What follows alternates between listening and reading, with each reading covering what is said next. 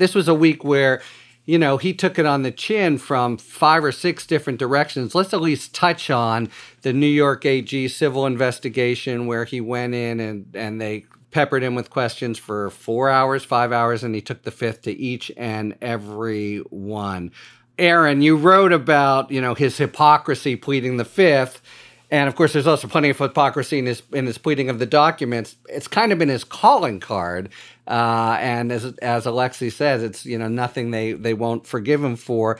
But what about the political risk now, especially since they're going to go to trial potentially, unless it's a huge settlement, and he's going to have to, they can make a point that he pleaded the fifth, and you have the setup of all the times he said pleading the fifth is for criminals. Yeah, so in a civil proceeding, pleading the fifth can be used to make an adverse inference. The judge who has been dealing with this case noted that back in February when Trump's lawyer previewed that this day would be coming where the former president would be pleading the fifth in all likelihood. And so I think as far as the civil proceedings, is the civil proceeding what ultimately matters here? Probably not. I think the criminal investigations that Trump faces are what's important, and that's why he did this, even at the expense of potentially this being used against him in the civil proceedings. And that's probably the smart thing to do. But it doesn't change that this is the guy who has said over and over again that pleading the fifth is what guilty people do. It's what the mob does. And so it's everyone's right to do this, but you also have a right to be judged against your past words. And if this is how he indeed viewed taking the fifth back then, what does that say about where we are today? I'll just add, I'm not sure that the action itself is inconsequential. Think about what the evidence will be. It'll be all bad stuff for him, and then augmented by his saying each time I take the fifth, well, actually, same answer is how he cagily put it, and they'll be able to argue to the jury, what, and then what will he say in his own defense? Or, hard to see much of a defense case there. That could be a very, very big fine. It could really redound to the detriment of the kids. Just big trouble in Trump land for the whole week. Let me ask you, Alexi, one more quick thought. We've had different junctures, including during his presidency, when people in the Republican Party have thought, we got to take him out.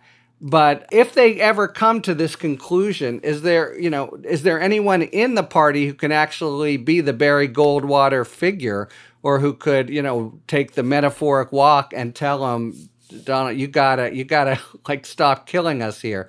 Or is it sort of, even if they all conclude that, are they stuck with him? I think the latter. I haven't seen anyone suggest that they're going to act in a way that's ditching Donald Trump. I hesitate to even call this an off-ramp. This feels like if you're still on the Trump train, I don't think you can get off. I think you are stuck at this point, and you are seeing the off-ramp as you're passing by. These folks in Washington are literally doing anything they can to defend him in the most ridiculous of circumstances, as Aaron said earlier, before they even had information about what happened. They don't care about the facts. They care about their feelings, and that's how they're going to continue operating, especially if they think it'll help them in 2024. All right, a final legal question, and then we'll go to Talking Five. Andrew, without us spelling out how it will work, when might we know whether there are going to be criminal charges that eventuate from the warrant, or when might we know that there won't be? Well, it is conceivable that the Attorney General could announce that there won't be. But to sort of put that to bed, and there is a policy that allows, when there is a very public investigation, that the department can say publicly that it's been closed. And there might be strategic and sort of ethical reasons to do that. My own view is that it's much more likely that it will await whether they make a case on January 6th, because you could imagine additional charges then being added in.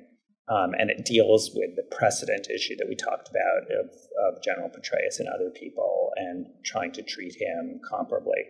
I would just add one quick thing. Another thing that happened this week that's not great is that there is the criminal case. It's going to start in October in Manhattan, not just against Weissman, but against the Trump organization.